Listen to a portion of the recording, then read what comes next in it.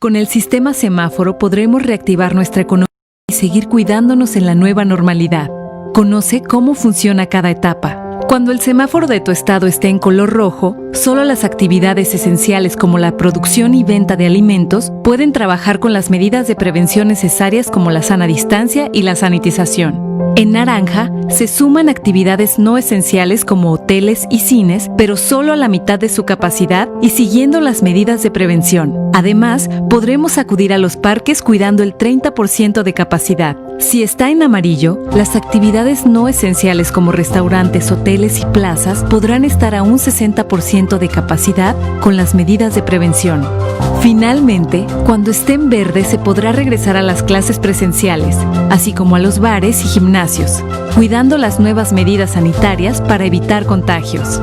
Para mayor información visita coronavirus.gov.mx. Juntos saldremos adelante.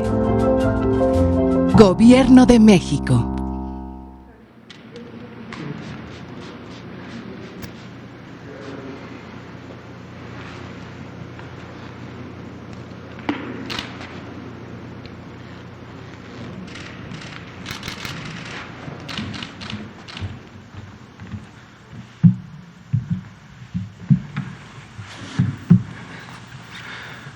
Muy buenas noches con todas y todos los presentes, así con todas las personas que nos sintonizan en esta conferencia de todos los días en relación a la epidemia de COVID-19 en México. Estamos, es hoy domingo 10 de enero del 2021, estamos aquí en Palacio Nacional y pues bueno, vamos a dar inicio con la misma. Como todas las noches vamos a iniciar actualizando los datos, la estadística de el comportamiento epidémico de COVID-19 en México, como todos los días también, y ahora que ya inició en el país la actualización de cómo se está dando la vacunación hasta el momento, y el día de hoy también tenemos un segmento importante de un comunicado en relación a resultados que emitió el día de hoy el INDRE. Entonces vamos a iniciar.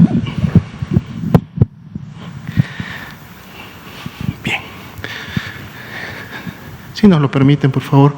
con la primera diapositiva con la que estamos iniciando a partir de este 2021, en donde precisamente podemos ver representado el comportamiento de la epidemia en todo el país, recordando que esta curva de color azul, la que tenemos en la parte superior, es la que representa a este más de 1.723.000 personas que al día de hoy clasificamos como casos de COVID-19 estimados en base a la herramienta informática donde las 32 entidades federativas notifican, que es el CISBER. Lo que habíamos estado viendo hasta el cierre del día de ayer, que es cuando cierra una semana epidemiológica, el día de hoy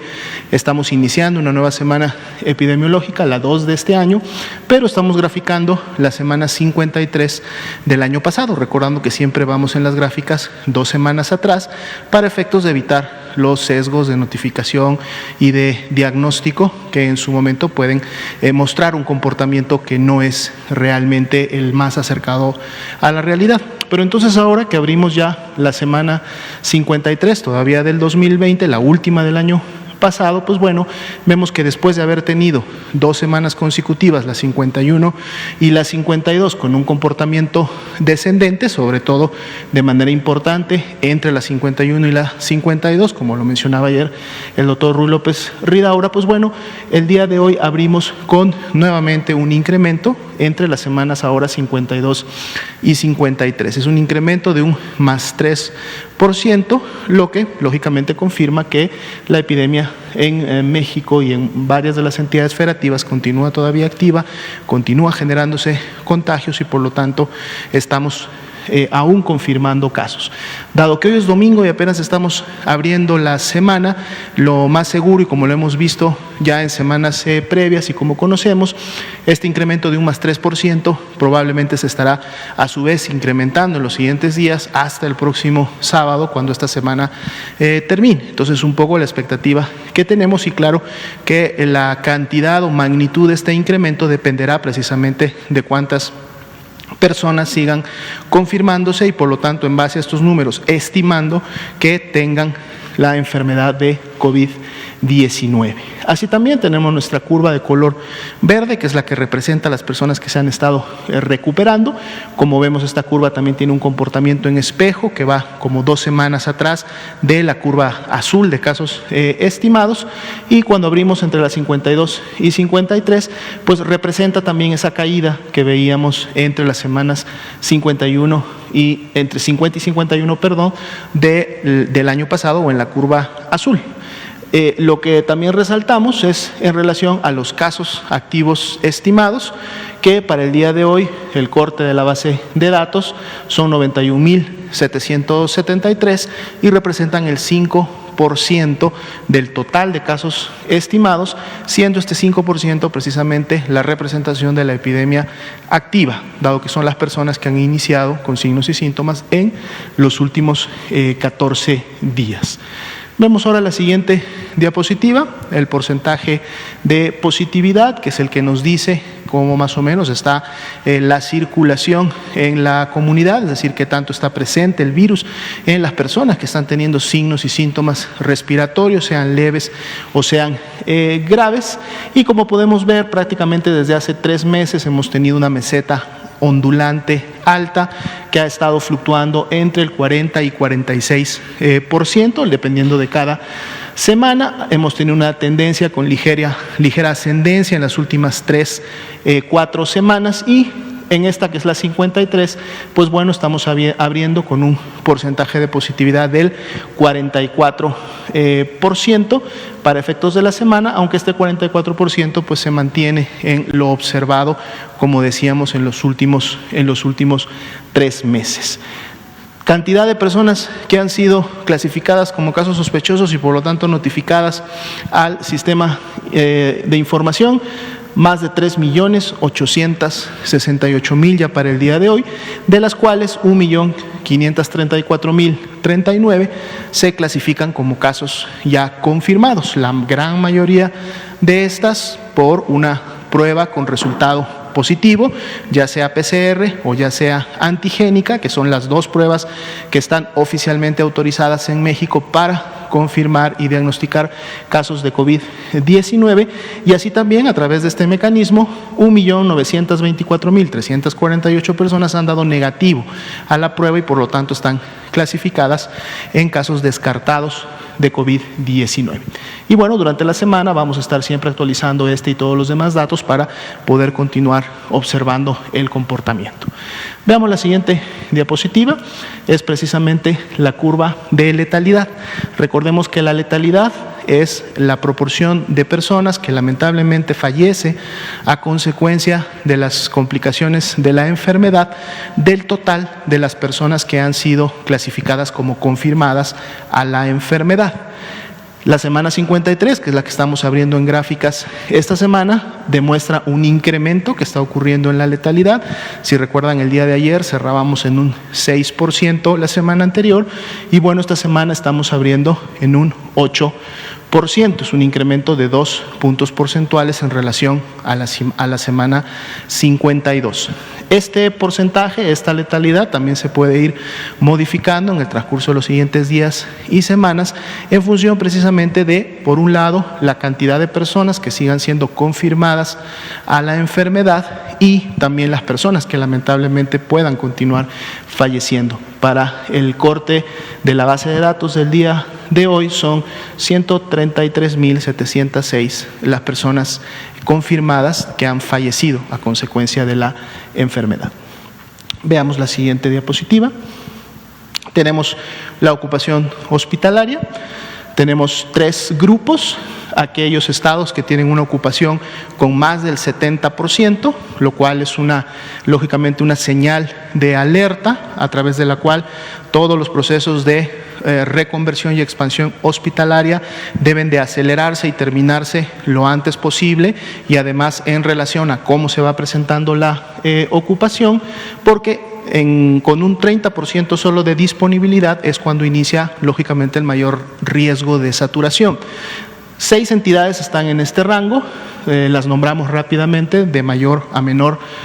ocupación. Ciudad de México con un 92%, Estado de México con el 82%, Hidalgo y Guanajuato con un 81%, Nuevo León con el 79% y Puebla con el 70%. Estamos hablando de camas generales, aquellas que son destinadas a pacientes que presentan COVID grave y que por lo tanto requieren de una atención médica hospitalaria especializada para efectos de su atención, o en algunos casos también para poder iniciar con la oxigenoterapia de manera oportuna que prevenga precisamente que la persona continúe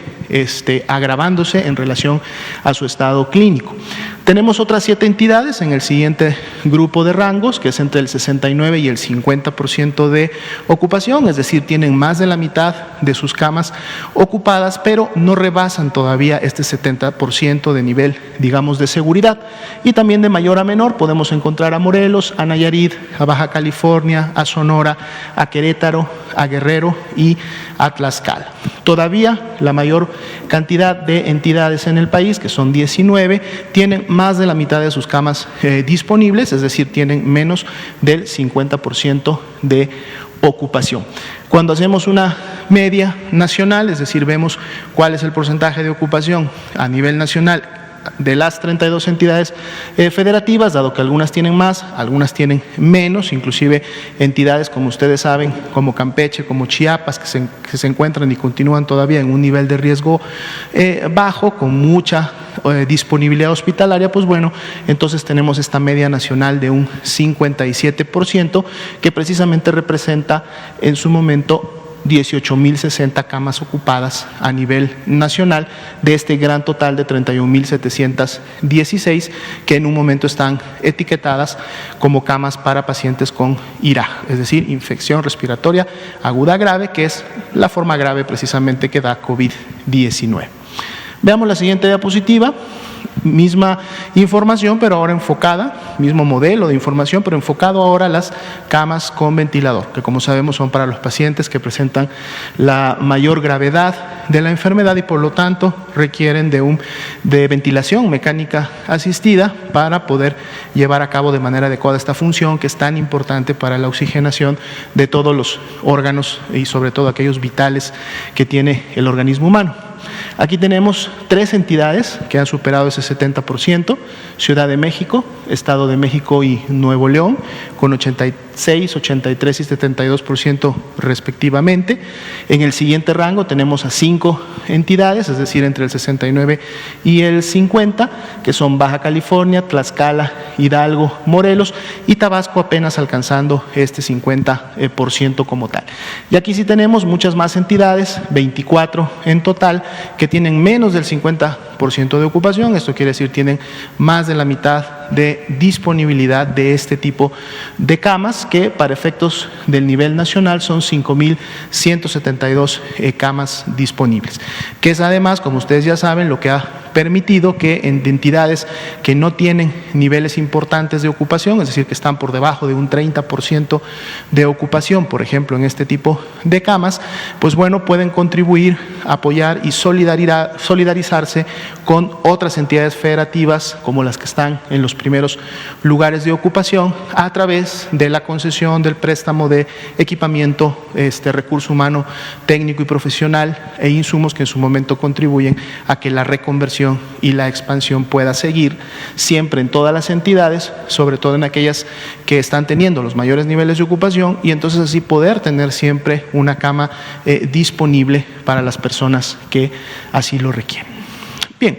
vamos a pasar, antes de irnos a la vacunación, a un segundo elemento, si me permiten la siguiente diapositiva. El día de hoy, más o menos después del mediodía, el Instituto de Diagnóstico y Referencia Epidemiológico de la Dirección General de Epidemiología, el INDRE,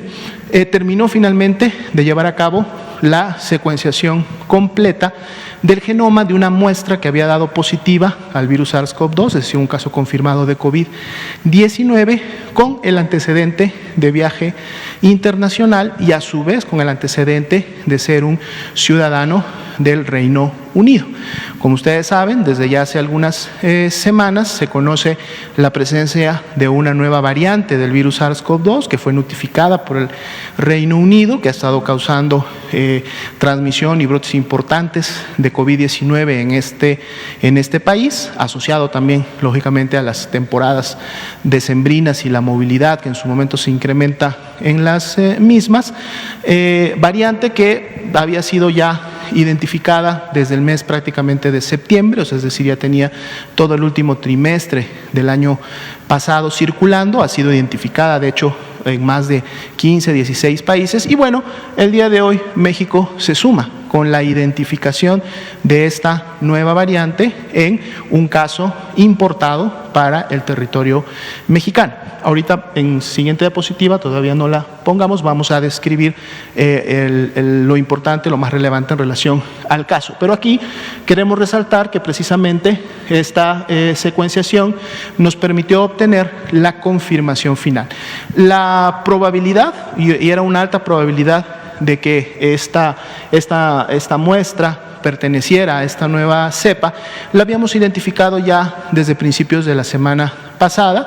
fechas en las que igual ya se tenía también un seguimiento de esta persona, dado que había sido notificado estos antecedentes de riesgo de los que comentamos. Esto se había realizado a través de pruebas PCR que en su momento permitieron identificar de manera oportuna las mutaciones características que están presentes en esta variable y que en su momento pues hacen sospechar. Sin embargo, hoy se terminó la secuenciación genética completa y como resultado de esta secuenciación tenemos que en el caso del árbol filogenético se agrupa con las secuencias de la variante o de la nueva variante del Reino Unido, lo cual entonces da una alta especificidad en relación a que pertenece esta nueva variante. Pero además, un segundo dato importante que nos da la secuenciación es que también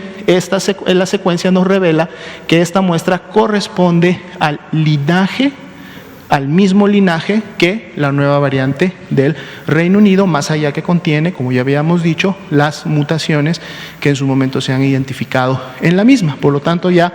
con este resultado, entonces podemos decir de manera ya confirmatoria y con base en los mismos que efectivamente el virus que enfermó a esta persona pertenece a la nueva variante identificada en el Reino Unido. Ahora sí, si me nos comparten la siguiente diapositiva, vamos a dar un poco de información en relación al caso y cómo sucedió en su momento la presentación del virus. Esta persona, que es un ciudadano extranjero de 56 años de edad, arribó a la Ciudad de México el 28 de diciembre pasado. Esto fue en un vuelo procedente desde Ámsterdam y también se transportó al día siguiente, el 29 de diciembre, a la ciudad de Matamoros, en Tamaulipas, por la vía aérea, llegando ese mismo 29 de diciembre a esta ciudad. La persona labora para una empresa de características o de extensión internacional y ellos tenían dentro de sus protocolos que cualquier persona que proveniera del extranjero debía a su llegada al país de realizarse una prueba.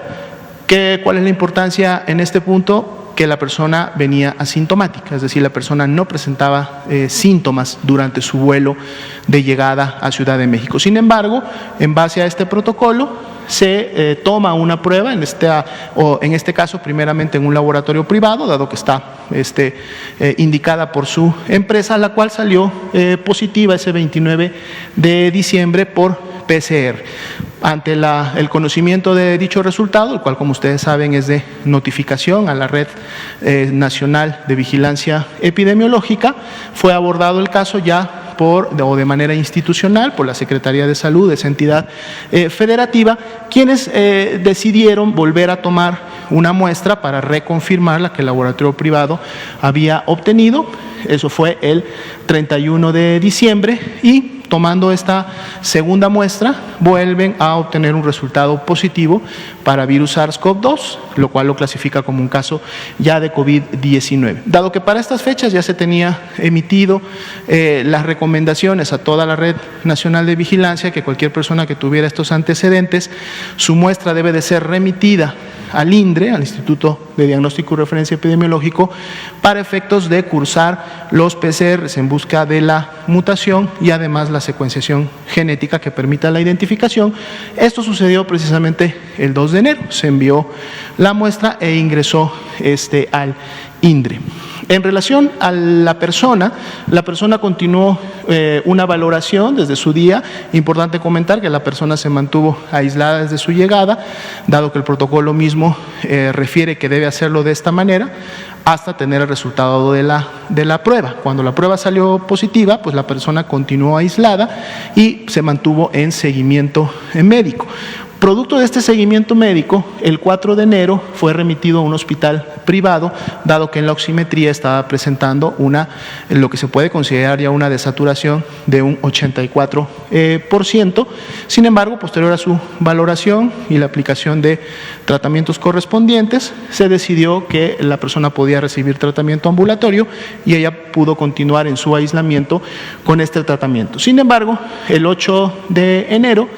el paciente ingresa nuevamente a un hospital privado, es manejado a través de mascarilla con oxígeno, hay un progreso desfavorable para efectos de la enfermedad, lo que llega finalmente a que el día de ayer, sábado 9 de enero, el paciente tenga que ser intubado. El día de hoy, a la última actualización, el paciente sigue intubado en un hospital privado de la localidad en donde se encontraba desde su inicio, desde su arribo a Tamaulipas. Se hace un seguimiento, como lo marcan los protocolos emitidos para el país, de todos aquellos pasajeros del vuelo de Ciudad de México a Tamaulipas que estuvieron en ese momento. Este seguimiento se hace por precaución. Los lineamientos prácticamente hablan de que se consideran como contactos y se da un seguimiento a las personas que estuvieron en los asientos alrededor de donde el caso estuvo, sentado durante el vuelo. Sin embargo, para efectos, lógicamente, de hacer un mejor análisis y contemplar a todos los que volaron, incluida la tripulación, se identificó a todos los mismos. Se encontró a 2 personas en este seguimiento, es decir, al corte del día de hoy, 2 personas que están presentando signos y síntomas, las cuales se aislaron en su momento, ya se les tomó la prueba de PCR y ambas salieron negativas, es decir, no son casos de COVID-19 y por lo tanto no se evidencia un contagio. 31 de ellas están asintomáticas, es decir, desde que compartieron el vuelo no han presentado signos y síntomas, y todavía se está buscando a 12 personas más. Esto está a cargo, lógicamente, de las áreas de la entidad federativa para poder constatar su estado de salud. En función de la fecha de llegada, el día de mañana se estarían cumpliendo los 14 días desde que esta persona arribó a Ciudad de México y posteriormente a Tamaulipas, que sería un momento, el periodo en el cual podríamos lógicamente esperar casos secundarios, los cuales al menos hasta el momento no se han identificado. Y bueno, como último dato, que es el que acabamos de presentar el día de hoy, como comentaba, después del mediodía, el INDRE precisamente confirma la cepa del Reino Unido. Importante comentar en este punto que el INDRE hasta el momento ha estudiado más de 500 muestras, a las cuales, a través de el proceso de genotipificación, ha buscado las mutaciones correspondientes a la variable del Reino Unido. Son un poco más de 500 muestras, de las cuales en ninguna se ha encontrado hasta el momento las mutaciones correspondientes a esta variante. Esta viene a ser la primera en la cual se identifica y además se confirma la presencia de la mutación, y lógicamente esta probabilidad en su momento se instauró y fue alta por los antecedentes de viaje que tenía la persona. Bien, vamos a pasar al último grupo de información, que es precisamente la actualización de la vacunación. Como ustedes saben, cada una de las barras representan los días en los cuales se han estado aplicando las dosis de vacunas, y por lo tanto la altura de la barra representa el total de personas que se han vacunado para cada uno de esos días. Para el corte del día de hoy y que para la hora del corte, que es las 4 de la tarde, representa lo ocurrido en las últimas 24 horas, se notificaron 6.326 personas vacunadas, lo cual entonces mantiene por encima de esta meta de estar vacunando al menos 6.000 personas al día en función de las dosis que hasta el momento han llegado al país. Si vemos la siguiente diapositiva, aquí tenemos el acumulado, que para el día de hoy entonces sumarían 81.300 personas vacunadas. Esto es prácticamente ya el 78% de todas las dosis recibidas, que precisamente las vemos en la siguiente diapositiva. De estas 107.250, que como ustedes ya saben, se han recibido en diferentes días, y las dosis que actualmente todavía quedan disponibles pertenecen al último envío que se recibió el 5 de enero, de estas 53.625, de las cuales ya se han aplicado al corte de las 4 de hoy más del 52%, ¿no? Entonces, importante poder mantener también este seguimiento, sobre todo sabiendo que durante esta semana está programado poder recibir una dotación mucha mayor de dosis de vacunación, lo cual el día de mañana en la noche se estará informando directamente cuál va a ser la logística y cuál es el plan para la distribución y aplicación de estas nuevas dosis. Esa sería la información de actualización y que se considera más relevante para el día de hoy. Y bueno, pasaríamos entonces ahora a responder preguntas de los medios de comunicación. Por favor, adelante. Gracias. Buenas noches. Juan Hernández del periódico Basta y de Grupo Cantón. Son dos preguntas. La primera, este porcentaje que usted está hablando ahorita de ocupación hospitalaria, tanto en la Ciudad de México como en este caso el del Estado de México, que estamos hablando de más, ya prácticamente, en el caso de la Ciudad de México del 90% y del Estado de México en el del 80 y tantos %.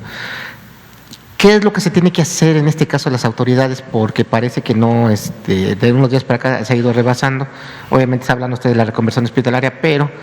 volvemos al mismo punto. Hoy en la tarde hacíamos la denuncia en nuestras redes sociales de Basta, que hoy se estaba realizando un torneo de fútbol en Iztapalapa y lo estaban transmitiendo en vivo. Entonces, ¿qué ocurre aquí? ¿Qué está pasando? ¿Qué está fallando en este mensaje? Y sobre todo, ¿qué ocurre realmente para que la gente todavía no entienda que estamos hablando, ya prácticamente estamos a punto de llegar a un año de la pandemia y todavía siguen sin este respeto a la vida y este respeto a sus semejantes, en no cuidarse? Ese sería por un lado. Por el otro, precisamente de esta ocupación hospitalaria, realmente cuántos son de aquí de la Ciudad de México y cuántos son de otros estados. Eso es lo que nos gustaría que nos podría especificar, porque también es una cifra un poquito engañosa, en el sentido de, realmente la Ciudad de México está absorbiendo la carga de otros estados. Sí nos gustaría que nos pudiera explicar sobre ese asunto. Gracias. Cómo no, con mucho gusto. Lógicamente, en relación al apego que tanto la población y todos nosotros como ciudadanos podemos tener a las diferentes medidas de prevención y de sana distancia que hasta el momento se han emitido, no solo como lineamientos federales, sino también aquellas que las autoridades estatales en cada entidad federativa han emitido para sus situaciones locales, lo que podemos decir es que esto es una responsabilidad conjunta, esto es una responsabilidad de todas y todos. Los gobiernos tienen lógicamente la obligación de, en su momento, en base al riesgo epidémico, implementar las medidas como tal, es decir, dar los lineamientos correspondientes, emitir en su momento los comunicados, los dictámenes, las leyes, los acuerdos que lleven a la implementación. Lógicamente hay un grupo específico que tiene que ver también con aquellas personas que son dueñas o dueños de estos diferentes tipos de espacios, sobre todo privados, dado que los espacios públicos normalmente pues es la misma autoridad gubernamental el que los regula, pero sobre todo hablando de espacios privados, ni qué decir de lo que sucede al interior de los domicilios particulares,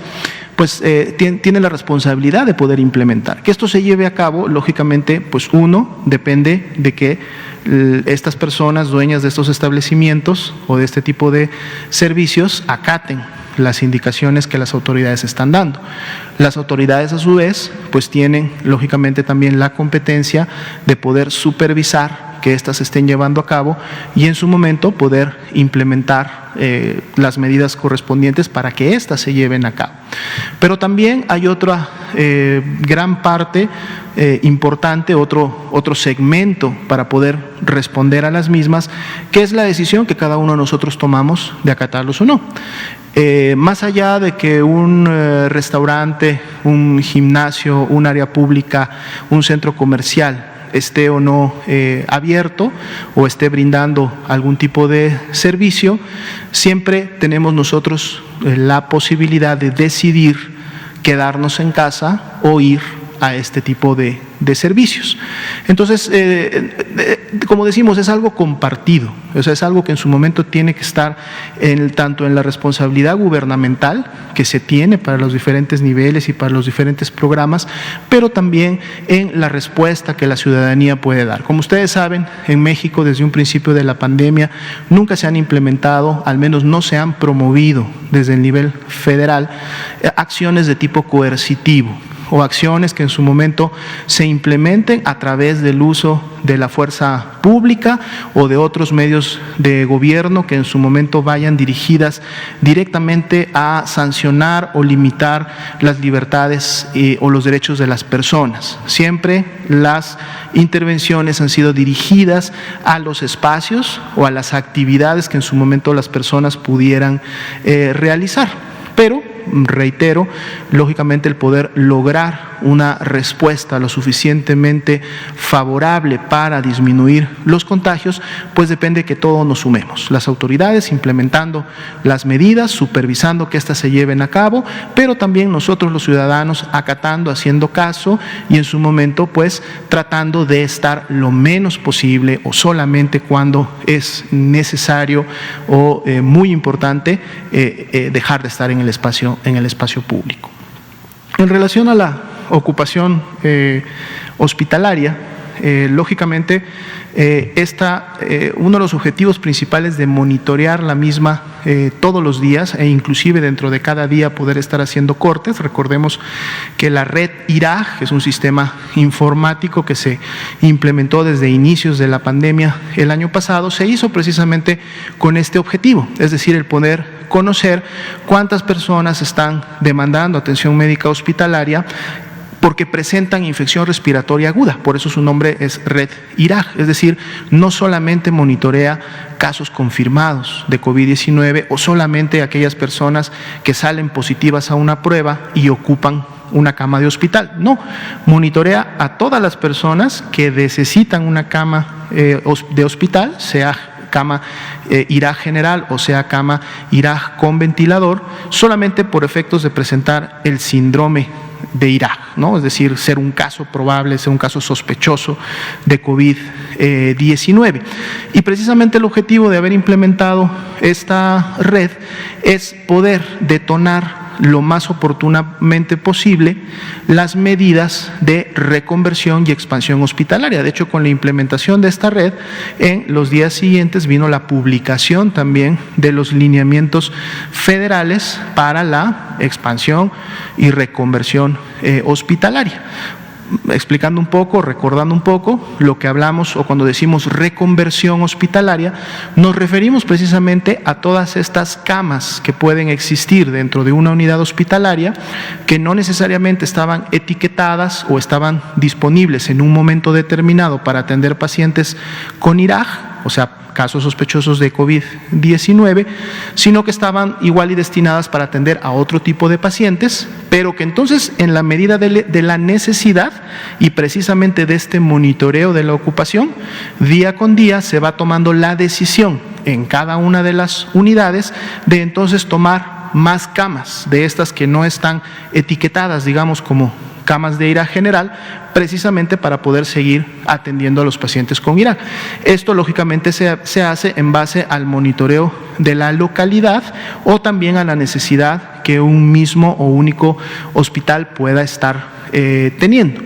La expansión se refiere más bien a aquellos espacios que pueden estar, que están fuera del hospital, muchos de ellos en áreas cercanas al hospital. Se utilizan normalmente patios traseros, estacionamientos, parques que están cerca al hospital y que es donde se han implementado estos modelos de camas de hospitalización, que algunas están en carpas especiales, algunas en burbujas, algunas en hospitales móviles. Entonces, esta expansión es la que en su momento, como su nombre lo dice, permite expandir todavía cuando ya las camas al interior de un hospital se han terminado o ya no hay más camas que puedan seguirse ofreciendo a pacientes con IRA, pues entonces todavía hay esta oportunidad de expandir o expandir a través de centros en las principales ciudades que en su momento puedan concentrar cargas importantes de pacientes graves que requieran una cama de hospitalización y a donde tanto los servicios prehospitalarios o las mismas unidades pueden referir, ya sea desde la unidad en donde ya se encontraban hospitalizados, o sea porque llegan a demandar la atención médica y no hay una cama disponible, o en este caso los servicios prehospitalarios que funcionan a través de los diferentes servicios de ambulancias, conociendo que ya una unidad no tiene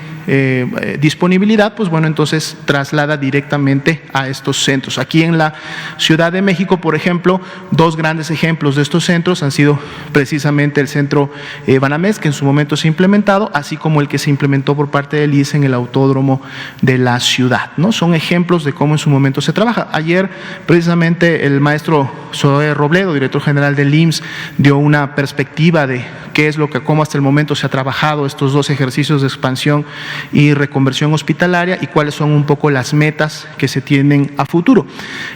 Aquí lo importante siempre es que precisamente a través del monitoreo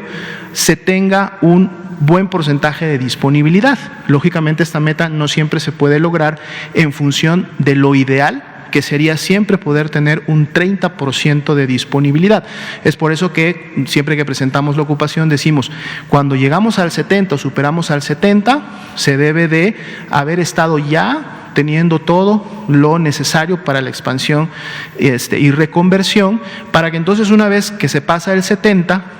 las camas puedan estar permanentemente estando disponibles y evitemos llegar en un momento determinado al 100%. ¿Sí? Un ejemplo de este ha sido precisamente la Ciudad de México, que desde prácticamente ya hace poco más de un mes inició con niveles de ocupación importante. Esto llevó justo a detonar, también aplica para el Estado de México, sucedió en su momento en Baja California, sucedió también en Chihuahua. Llegan a detonar los elementos necesarios para que día con día y semana con semana la reconversión permita seguir teniendo camas. Y si bien es cierto, esta ocupación puede continuarse elevando durante este proceso, en la medida que este proceso no se detenga, es decir, día con día se continúe expandiendo y reconvirtiendo camas, entonces siempre va a haber camas disponibles cuando en su momento se requiera. Si bien es cierto, la Ciudad de México es la que actualmente tiene la mayor ocupación hasta el momento, tanto de camas generales como de camas con ventilador, el resultado de este arduo trabajo que han hecho todas las instituciones en la ciudad es precisamente mantener al menos una disponibilidad que esperemos, y por eso presentamos y actualizamos todos los días estos porcentajes, puedan mantenerse y entonces se logre este objetivo de siempre tener una cama disponible. De este porcentaje que maneja de más del 90%, en este caso de la Ciudad de México, ¿Cuántos casos ustedes han detectado o qué porcentaje de casos han detectado que, por ejemplo, que no son de la Ciudad de México propiamente, o sea, que vengan gente de Puebla, que vengan gente, o sea, de estados o una de dos, o ya están en semáforo rojo o están en proceso de estar en semáforo rojo? Estamos hablando, por ejemplo, de Puebla, estamos hablando de Morelos, que por alguna u otra razón, a lo mejor en esos lugares no les han sabido dar la atención que se debe y se vienen aquí a la Ciudad de México porque pues, obviamente tienen aquí familiares y les pueden echar, en este caso, el apoyo, ¿no? Entonces, de ahí cuántos realmente son por eso esa era mi pregunta. ¿Cuántos son realmente de aquí de la Ciudad de México y cuántos son de otros estados? O sea, claro, los porcentajes se pueden obtener de la red IRAG, no los tengo a la mano en este momento, pero lógicamente se pueden obtener porque la red IRAG tiene identificado, así también como el CISBER en su momento tiene identificado el lugar de residencia de estas personas. Lo que sí sabemos es que la mayoría de las personas pertenecen al Valle de México, ¿no? Es decir, son residentes de la Ciudad de México, pero también de los municipios conurbados del Estado de México, y estos también aportan una carga importante a la hospitalización que se da en unidades de la Ciudad de México, dado la cercanía precisamente que se tiene con el Estado de México. Muy probablemente con porcentajes menores se tengan personas también como por ejemplo el Estado de Morelos, de Hidalgo sobre todo, que digamos son los más cercanos, pero definitivamente son porcentajes menores. La mayor cantidad de unidades en la Ciudad de México atienden pacientes de la Ciudad de México y del Estado de México, de estos municipios conurbados. Pero con gusto podemos hacer el análisis y compartirlo muy específicamente para que se sepa las proporciones o personas de qué entidades en su momento de residencia pueden estar demandando aquí en la entidad, pero sí de entrada comentar, la mayoría son de Ciudad de México y del Estado de México. ¿Le están exportando enfermos a la Ciudad de México? Estaríamos hablando de los municipios conurbados, que precisamente por su cercanía tienen una unidad hospitalaria más cercana a su domicilio. No hablamos de la generalidad del Estado de México, la zona sur, la zona norte, el Valle, en su momento de Toluca, no, o sea, hay unidades que están destinadas a la atención de esas localidades. Aquí básicamente hablamos de estos municipios conurbados a la Ciudad de México, que por la cercanía, lógicamente tienen un hospital o una unidad que está en la Ciudad de México, que está mucho más cercana donde ellos viven por la colindancia, que un hospital que podría estar pues mucho más alejado en además toda la extensión territorial que es mucho mayor del Estado de México si lo comparamos con la Ciudad de México. ¿Sí? ¿Cómo no? Por favor. Muchas gracias. Buenas noches. Farah Reachi, reportera de salud de Noticieros Televisa. Preguntarle si van a tomar medidas extraordinarias ante esta confirmación del primer caso de la nueva variante en México, además del rastreo de estas 12 personas que aún no localizan, dado que se ha comentado que esta variante es 70% más contagiosa que la habitual. Cómo no, muchas gracias. De hecho, las medidas que en su momento se empezaron a tomar, y esto es a través de diferentes comunicados que se tuvo al Sistema Nacional de Vigilancia Epidemiológica, tienen ya implementándose desde mediados del mes pasado, es decir, desde diciembre del 2020, y se ejecutaron posterior al conocimiento de la existencia, esto es decir, cuando Inglaterra, o en este caso el Reino Unido, dio a conocer de manera oficial la presencia de esta variante. ¿Cuáles son estas acciones que se tomaron? Precisamente el poder dar un seguimiento puntual en los principales puntos de entrada, sobre todo en el Aeropuerto Internacional de la Ciudad de México y en el Aeropuerto Internacional de Cancún, que son los dos aeropuertos que reciben vuelos directos, por lo que pueden proceder de este país. Lógicamente, para identificar viajeros que pudieran estar presentando signos o síntomas de la enfermedad, esto se hace a través de los puntos de control sanitario que tienen estos aeropuertos, y en su momento de identificarse los mismos, proceder rápidamente a una prueba de laboratorio y en caso de ser positiva, 1, proceder al autorresguardo de la persona y 2, proceder a remitir ese resultado al INDRE, dado que el INDRE, para efectos de la Red Nacional de Laboratorios de Salud Pública, es el único que cuenta con la tecnología para llevar a cabo la secuenciación genética y poder identificar si el virus confirmado pertenece a esta nueva variante.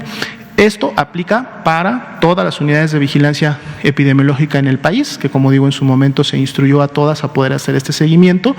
Bastaba con el antecedente de haber visitado países en los cuales se estaba reportando la presencia de esta nueva cepa para, al salir positivo, un resultado, en este caso se necesita o se requiere que sea por PCR para poder realizar la secuenciación, esta sea remitida al INDRE y lógicamente el autorresguardo de la persona hasta cumplir con los días sintomáticos o al menos 14 días desde que inició con la sintomatología como tal. De la mano el estudio y el seguimiento de los contactos que en su momento pudieran haber sido contagiados. En este caso lógicamente se aplica la definición de contacto, que es básicamente haber estado a menos de 2 metros de la persona por un tiempo al menos de 20 minutos y que en su momento no haya tenido ninguna medida de protección o que esta no haya sido la que están especificados en los niveles de bioseguridad correspondientes como para evitar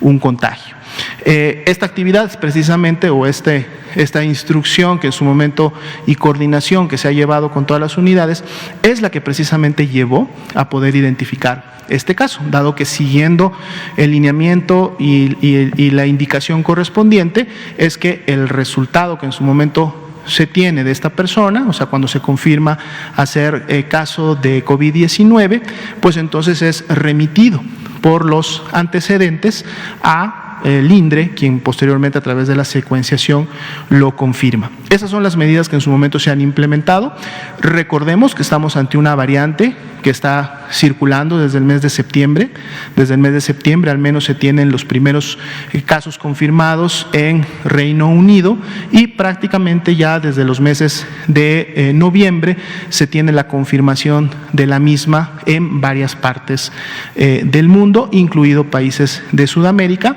o América, al cual pues ahora se suma lógicamente México. De hecho, la recomendación que continúa vigente, que hasta el momento la Organización Mundial de la Salud y a su vez la Organización Panamericana de la Salud han emitido, es precisamente la actividad que se está llevando a cabo en México, es decir, hacer la vigilancia focalizada o enfocada a los antecedentes de viaje de la persona y en su momento, una vez identificada la variante como tal, subir la información a los sistemas internacionales, al GISAID en este caso, situación que de hecho se cumplió el día de hoy. Una vez que tuvimos el resultado correspondiente, se llevó a cabo toda una serie de notificaciones, eso fue en el transcurso de la tarde. De hecho, la entidad federativa fue una de las primeras en recibir la notificación y a efectos de esa notificación es que pudo hace algunas horas emitir su comunicado de prensa en la cual ellos también daban a conocer la confirmación y existencia de esta persona, pero asimismo se notifica al Reglamento Sanitario Internacional, cosa que ya ocurrió, se notifica al GISAID, que en su momento es esta plataforma que permite subir las secuenciaciones virales, es esta misma plataforma la que exactamente o prácticamente hace un año nos permitió conocer cuál era la secuencia genética del nuevo virus SARS-CoV-2 y a través de conocer esta información poder el INDRE desarrollar una prueba confirmatoria que fue de hecho la primera que se desarrolló en su momento en Latinoamérica. Es esta misma red de información la que mantiene actualizado y a través precisamente de la cual precisamente podemos conocer la circulación de esta variante. Otro tema importante en relación a la misma es que la OMS invita a todos los países a subir esta secuenciación y la información de la persona, es decir, el comportamiento clínico epidemiológico de la persona, precisamente para poder hacer los análisis correspondientes, no solamente en un país, sino contemplando cómo se está comportando esta variante en todos los países que las están reportando, con objetivos muy puntuales. El primer objetivo de estos es precisamente poder saber si la nueva variante tendría un comportamiento más agresivo. Y con más agresivo precisamente nos referimos a que pudiera generar mayor enfermedad grave y por lo tanto generar mayor letalidad, o sea, es decir, que las personas empiecen a fallecer por el contagio y enfermedad de esta variante, en comparación con variantes previamente conocidas o las originales que en su momento, lógicamente, originaron esta enfermedad.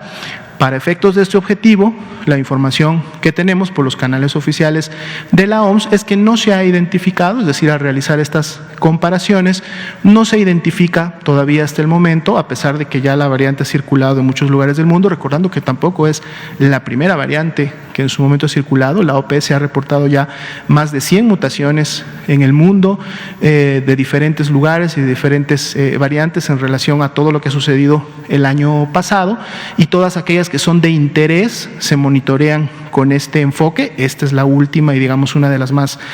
importantes, pero hasta el momento no ha encontrado que esta variante sea diferente en relación a la agresividad, es decir, que genere más enfermedad grave o letal en relación a las otras. Otro punto importante de monitorear la variante es precisamente ver su repercusión en relación a las personas que ya habían enfermado previamente de COVID.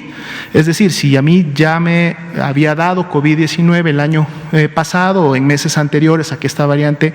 se identificara, ver si esta nueva variante puede nuevamente volver a enfermar a una persona que ya lo había hecho con variantes previas o con en este caso la cepa original, y al haber generado una inmunidad natural, esta variante pudiera causar infección a pesar de tener la inmunidad natural. Esto tampoco hasta el momento se ha evidenciado ni se ha notificado por parte de la OMS en relación a todos los estudios. Y en este mismo contexto, un tercer punto importante sería precisamente el que esta nueva variante no estuviera cubierta por todos los desarrollos de las vacunas que hasta el momento se están llevando a cabo. Así como hablamos de que la inmunidad natural, pues hablamos también de la inmunidad generada, que todos estos desarrollos no la cubrieran, y hasta el momento tampoco hay evidencia. De hecho, recordemos que Inglaterra fue el primer país que inició con la vacunación, y prácticamente al inicio de su vacunación es cuando tuvieron la detección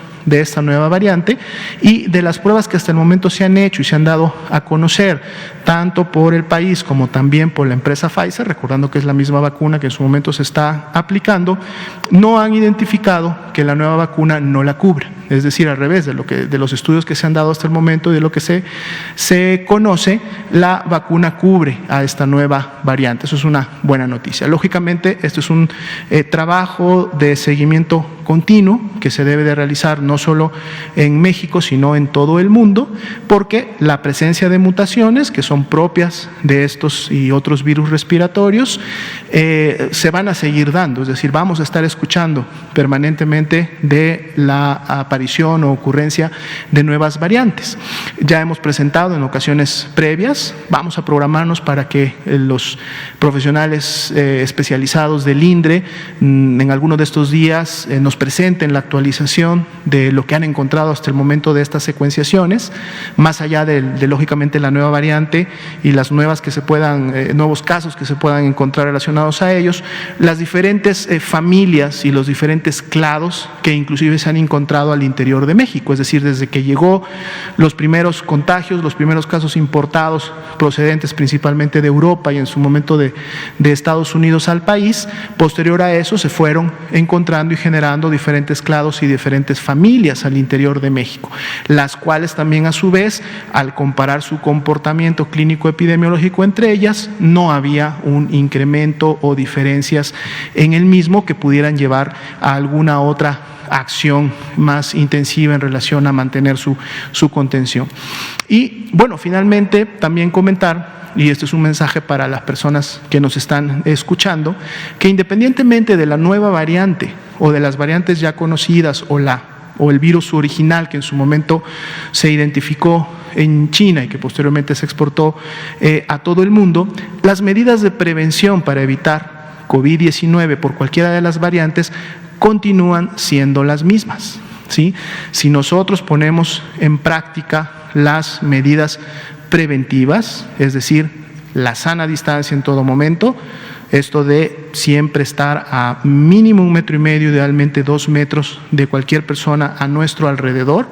evitar salir de nuestro domicilio, esto es parte de la sana distancia, evitar salir de nuestro domicilio a menos que sea para una actividad preponderante o urgente, que sería, por ejemplo, demandar atención médica o adquirir insumos alimenticios o de limpieza para el hogar. Y si hacemos esto, la segunda, sin ningún orden de importancia, medida que debemos implementar, el uso correcto, adecuado del cubrebocas cuando salimos precisamente de nuestros hogares al espacio público. Y cuando salimos también, y sobre todo cuando regresamos al hogar y mientras estamos fuera, el lavado de manos, la higiene de manos permanente para poder evitar tener el contacto con cualquiera de los virus, que si además evitamos llevarnos las manos a nuestras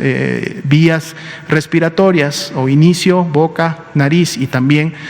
los ojos, podemos entonces evitar. Es decir, las medidas preventivas que hasta el momento se han implementado para prevenir COVID-19 siguen siendo vigentes y son las que realmente van a contribuir a poder disminuir los contagios independientemente de la variante. Lógicamente, continuamos dando seguimiento puntual. La Unidad de Inteligencia Epidemiológica, que además es el punto de enlace para el Reglamento Sanitario Internacional, recibe todos los días las actualizaciones que la Organización Mundial de la Salud envía por estos medios y estamos muy al pendiente de cualquier información o situación de riesgo internacional ante el cual tuviera que adoptarse en algún momento determinado pues alguna medida diferente o superior a la que estamos teniendo actualmente. Gracias, por favor. Buenas noches, doctor Ignacio de Alba, de Pie de Página. Se ha dicho que esta cepa es mucho más contagiosa. ¿Eso está confirmado, doctor? Y también preguntarle, se ha dicho que hay más de 100 cepas en el mundo. ¿Podríamos saber cuántas de estas hay en México? Y tengo una para después. ¿Cómo no? Esta observación de que esta cepa del Reino Unido, esta nueva variante del Reino Unido pudiera tener mayor contagiosidad, precisamente viene de un estudio que mismo Inglaterra, en este caso liderado por Inglaterra, dentro de los países que conforman el Reino Unido, publicó cuando estudió un poco más de 1,000 casos que se habían presentado, digamos que aquellos primeros 1,000 casos que se presentaron en el territorio de Inglaterra, en donde ellos identificaban, esto sucedió en el mes de diciembre específicamente, que sí había una mayor transmisibilidad o contagios que se generaban asociados a esta variante. Sin embargo, una de las publicaciones que en su momento ellos emitieron es que precisamente estaban llevando a cabo estudios más a fondo para ver si este incremento que se notaba en la transmisibilidad de la enfermedad o de las personas en quienes estaban confirmando esta nueva variante estaban directamente relacionadas solo a la nueva variante o en su momento tendrían también que ver con el incremento de la movilidad que en su momento se estaba llevando o dando a cabo en estas localidades. Es lo que se conoce hasta el momento. No hay publicaciones, en este caso por la OMS o por la OPS, en donde estos estudios se hayan llevado a cabo en otros países o en otros conglomerados, digamos, de casos, en donde al compararlas, porque hay que recordar que para poder hacer estas comparaciones no basta solamente con observar al grupo de personas que tienen la nueva variante. Tenemos que observar sí a ese grupo, pero se tiene que tener la información de un grupo de personas con ciertas características, digamos, similares, en las cuales también se tenga secuenciación en la misma, digamos, preferentemente temporalidad, o sea, en los mismos días o semanas o meses, que hayan sido infectadas, contagiadas y hayan desarrollado enfermedad con las variantes previas o con el virus ya en su momento conocido, y entonces poder hacer estas comparaciones, digamos, con metodología científica que en su momento sí permite identificar. Esto que comento sí se llevó a cabo sí se llevó a cabo en Inglaterra y es ahí donde salió esta, digamos, primera información de que esta variante podría fluctuar o ser de entre un 40 y un 70% más contagiosa que lo que se estaba observando en otras variantes previas o virus conocidos previos, pero que igual esto tenía que ser estudiado, lógicamente en una cantidad o proporción más grande de personas, digamos una muestra más grande, que en su momento lo pudiera evidenciar. Aún así, en este aspecto, pues estaríamos lógicamente hablando de esta capacidad de realizar un contagio entre las personas. Y esto en su momento podría darse no solamente con la nueva variante de Reino Unido, sino también podría darse con variantes nuevas en otros países, incluida una variante que en su momento se pudiera tener en territorio nacional, la cual, como decía, hasta el momento no se ha identificado, no al menos con esas características. Y esto es también porque, pues recordemos que si hay una nueva variante con nuevas capacidades, pues bueno, esto puede generar que su transmisibilidad sea mayor precisamente entre la población susceptible, o sea, entre aquellos que no han enfermado ni han tenido ninguna exposición previa al virus. Entonces, por lo tanto, es, digamos, mucho más sencillo que se transmita entre este grupo de personas. Pero, como comentábamos hace un momento, para poder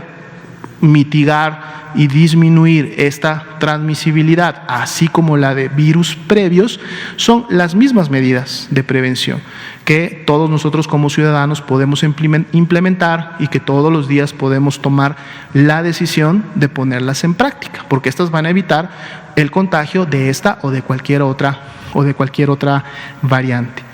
En relación a las cepas, dado que esta variante de Reino Unido es la de interés internacional en este momento, la búsqueda como tal se enfocó precisamente para tratar de identificarla en muestras previas. Como digo, se han estudiado un poco más de 500 muestras que se habían ya genotipificado hasta el momento y que por lo tanto la información se tenía lista en el banco de genotipificación, y en estas no se encontró la presencia de esta nueva variante. Esta es la primera que en su momento se va identificando y lógicamente podríamos tener más de manera posterior. Recordemos también que estamos ante un caso importado, es decir,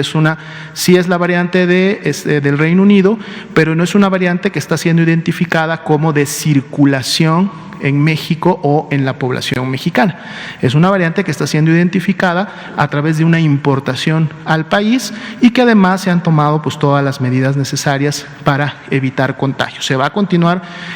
monitoreando, se va a continuar haciendo la secuenciación de búsqueda para en su momento identificar si esta variante empieza a circular o inclusive hacerlo de manera importante en el territorio mexicano. Bien, uno de nuestros lectores nos escribió una duda. Nos dice que en su casa murieron 3 personas a causa del COVID y un médico les pidió que tiraran a la basura, que se deshicieran de las cobijas, de las ropas, de otras pertenencias de sus seres queridos. ¿Esto es cierto? ¿Qué recomiendan ustedes al respecto, doctor? Bueno, esta podría ser en un momento determinado, digamos, una precaución de mucha magnitud, es decir, una acción que en su momento pretendería realizar un control, digámoslo, excesivo de lo que pudiera suceder. Lo comento de esta manera porque no es necesario en un momento determinado deshacerse de las cosas. Lo que son las prendas, los textiles, es decir, todo aquello que se pueda lavar, basta con el adecuado lavado, el aseo de estas cosas, sobre todo preferentemente utilizando productos de cloro para que el virus pueda ser inactivado, así como la limpieza de las superficies, las mesas, los estantes o cualquier otro mueble que pueda estar en la habitación o en el hogar, y esto es con una limpieza que se realiza también con los productos que normalmente se pueden conseguir en los supermercados o tiendas de servicio, y siempre también teniendo la consideración de que tengan la presencia de cloro, que es principalmente la molécula que ayuda a inactivar al virus SARS-CoV-2. No sería necesario deshacerse completamente de las cosas, basta con llevar un aseo adecuado, hay lineamientos públicos, están en la página, se pueden identificar, en donde vienen recomendaciones muy particulares de cómo se pueden hacer estos tipos de limpieza al interior de un domicilio o aseo de este tipo de toda, en su momento, indumentaria que podría haber estado en contacto con la persona y dejarlo, digamos, limpio para que no represente un riesgo de contagio. Bien, pues muchas gracias a todos. Damos por terminada la conferencia de esta noche y podremos retomarla nuevamente el día de mañana. Muy buenas noches.